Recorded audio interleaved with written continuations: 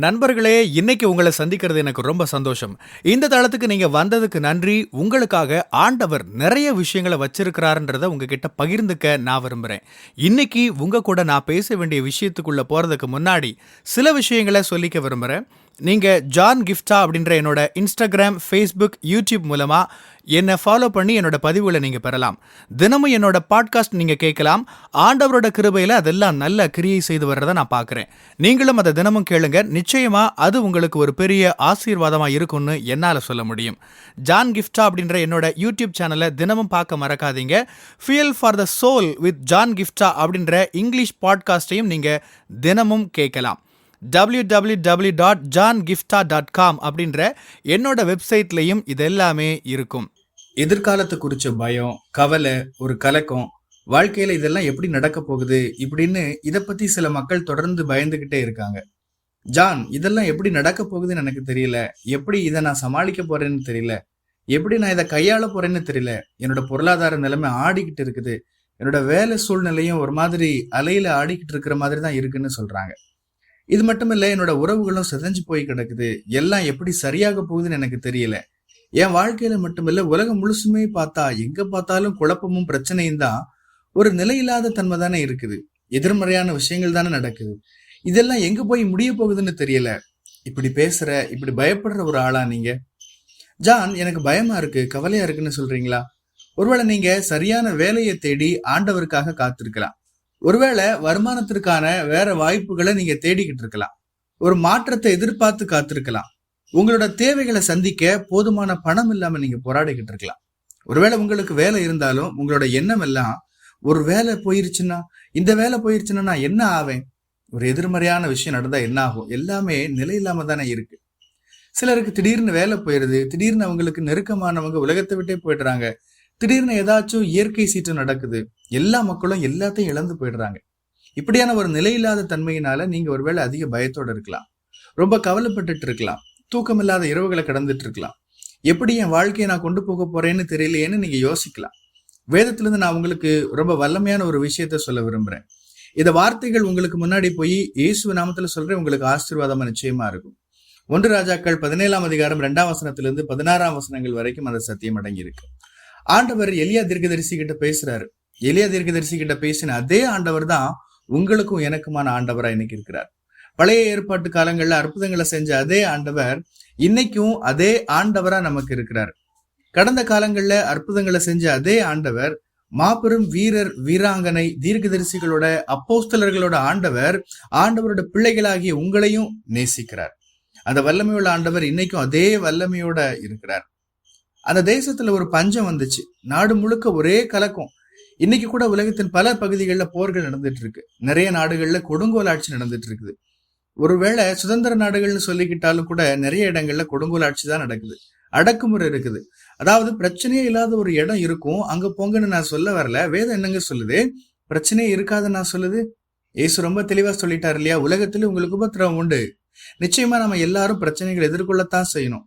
ஆனா நல்ல செய்தி என்ன தெரியுமா? நாம ஜெயிக்கிறவங்க, மேற்கொள்றவங்க. ஏன்னா ஏசு கிறிஸ்து நம்மோட இருக்கிறார். பஞ்ச காலத்துல ஆண்டவர் எலியா கிட்ட பேசுறாரு. முதல்ல கேரி தாற்றுக்கு போன்னு சொல்றாரு. உன்னை போஷிக்க காகங்களுக்கு நான் வழிகாட்டுவேன், கட்டளையிடுவேன்னு சொல்றாரு. காகங்களுக்கு ஆணையிட்டு இருக்கிறேன்னு சொல்றாரு. கொஞ்ச நாட்கள் போச்சுது, 6 வத்தி போயிருச்சு. அப்ப என்ன சொல்றாரு? சீதோனுக்கு அடுத்து இருக்கிற சாரிபாத் ஊருக்கு ஒரு விதவை கிட்ட போ, அவளுக்கு நான் கட்டளையிட்டு இருக்கிறேன்னு சொல்றாரு. இன்னொரு மொழிபெயர்ப்புல ஆணையிட்டு இருக்கிறேன்னு சொல்லப்பட்டிருக்கு. இன்னொரு மொழிபெயர்ப்புல அறிவுறுத்தி இருக்கிறேன்னு சொல்லப்பட்டிருக்கு. நல்ல கவனிங்க, நிறைய மக்கள் இழப்புலையும் நிச்சயமற்ற சூழ்நிலையிலையும் இருக்கிறாங்க. எப்படி சமாளிக்க போறேன், எப்படி சாப்பிட போறேன், எப்படி கடன் அடைக்க போறேன், எப்படி இதை தாண்டி நான் வரப்போறேன், இப்படிலாம் யோசிக்கிறாங்க. அதாவது அவங்க வாழ்க்கைய அவங்க தான் பிடிச்சிட்டு இருக்கிற மாதிரி, அவங்க தான் நடத்திட்டு போற மாதிரி அவங்க பேசுறாங்க. ஆனா உங்களுக்கு ஒண்ணு ஞாபகப்படுத்த விரும்புறேன்.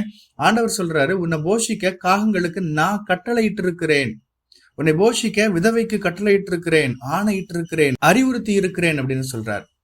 ஒரு கோர்ட்ல ஜட்ஜ் ஒரு ஆணை கொடுக்குறாருன்னு வச்சுப்போம். இவ்வளவு ரூபா நீ கட்டணும் அப்படின்னு அவர் ஆணை கொடுத்துட்டாருன்னா என்ன ஆனாலும் சரி அந்த நபர் அதை கட்டியே ஆகணும். ஏன்னா அது நீதிபதியே போட்ட ஆணை, அதை செஞ்சுதான் ஆகணும், அதுல இருந்து தப்பிக்க முடியாது. இல்லைன்னா அவங்கள ஜெயில போட்டுருவாங்க, அங்க போய் வேலை பார்க்க வேண்டியிருக்கும், பணத்தை எப்படியோ திருப்பி கொடுக்க வேண்டியிருக்கும். ஏதோ ஒரு விதத்துல அந்த நபர் அந்த பணத்தை கொடுத்தே ஆகணும். ஏன்னா அது நீதிபதி போட்ட ஆர்டர், ஆணை. ஒருவேளை சாதாரண உலகத்துல உள்ள ஒரு நீதிபதிக்கு எப்படின்னா, அவர் மகா நீதி உள்ள சர்வலோக நீதிபதி. அவர் ஆணையிட்டாருன்னா எப்படி இருக்கும்? ஆண்டவர் சரியான வழியில நீங்க போஷிக்கப்பட அவர் ஆணையிடுவார். உங்களுக்காக சரியான கதவுகள் திறக்கப்பட அவர் ஆணையிடுவார். சரியான வேலையில நீங்க போய் உட்கார அவர் ஆணையிடுவார். சரியான நபர் உங்களை ஏத்துக்க அவர் ஆணையிடுவார். சரியான காரியங்கள் உங்க வாழ்க்கையில உங்களுக்கான வாய்ப்புகள் கிடைக்க அவர் ஆணையிடுவார். நீங்க புரிஞ்சுக்க வேண்டிய முக்கியமான விஷயம், உங்க வாழ்க்கையை நடத்துறது நீங்க இல்ல, ஆண்டவர் தான் நடத்துறார்.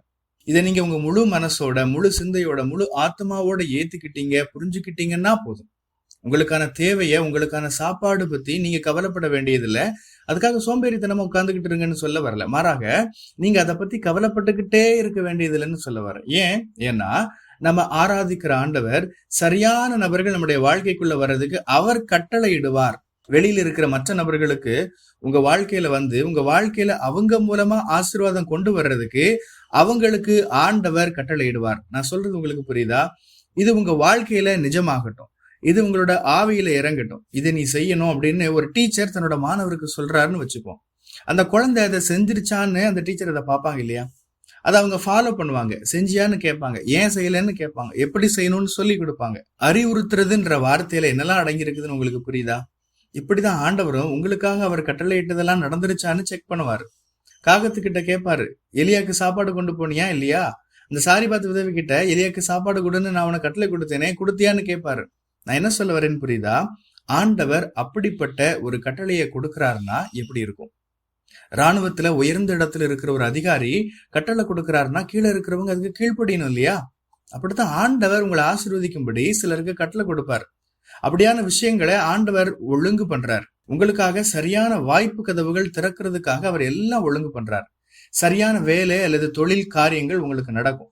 சரியான நபர் உங்களை ஏத்துக்குவாரு. சரியான காரியங்கள் சரியா நடக்கும். தேவ பிள்ளைகளே, உங்களுக்கு ஒரு தேவை இருக்குதுன்னா அவர் என்ன சொல்றாரு? உங்கள் குறைவுகளை எல்லாம் தம்முடைய மகிமையின் ஐஸ்வர்யத்திலே நிறைவாக்குவார்னு சொல்லப்பட்டிருக்கு. அதனால அந்த தேவைகளை சந்திக்க அவருக்கு தெரியும்.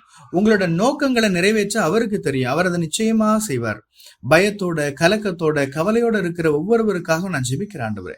இந்த வார்த்தைகள் அவர்களுக்கு முன்பாக கடந்து போகட்டும். இயேசுவின் நாமத்தில் ஜெபிக்கிறேன். எல்லா கவலைகளையும் கலக்கங்களையும் கரைந்து போக பண்ணும். அவர்களை விடுதலையாக்கும்.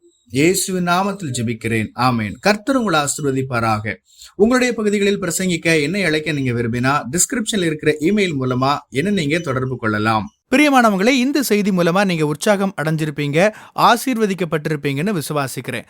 திரும்பவும் ஞாபகப்படுத்துறேன், நீங்க ஜான் கிஃப்டா அப்படின்ற என்னோட இன்ஸ்டாகிராம், ஃபேஸ்புக், யூடியூப் மூலமா என்னை ஃபாலோ பண்ணி என்னோட பதிவுகளை பெறலாம். ஜான் கிஃப்டா அப்படின்ற என்னோட யூடியூப் சேனலை தினமும் பார்க்க மறக்காதீங்க. Fuel for the soul with John கிஃப்டா அப்படின்ற இங்கிலீஷ் பாட்காஸ்டையும் நீங்கள் தினமும் கேட்கலாம். பாட்காஸ்ட் எபிசோடுக்கு நீங்கள் உங்களோட ரேட்டிங், ரிவ்யூ கொடுத்து ஷேர் பண்ண மறக்காதீங்க. www.johngifta.com அப்படின்ற என்னோட வெப்சைட்லையும் இது எல்லாமே இருக்கும். இந்த ஊழியத்தால் நீங்கள் ஆசீர்வதிக்கப்பட்டிருந்து மற்றவங்களுக்கும் இதே ஆசீர்வாதம் சேரணும்னு விரும்பினா நீங்களும் எங்க கூட சேர்ந்து ஆண்டவரோட ராஜ்யத்தை கட்டுற இந்த பணியை உங்களோட நிதி ஆதரவு மூலமாகவும் தாங்கலாம். கூகுள் பே அல்லது நெட் பேங்கிங் அல்லது பேபால் மூலமா நீங்க ஆதரவு தரலாம். எல்லா விவரங்களையும் டிஸ்கிரிப்ஷன்ல நீங்க பார்க்கலாம். ஆண்டவர் உங்களை ஆசீர்வதிப்பாராக.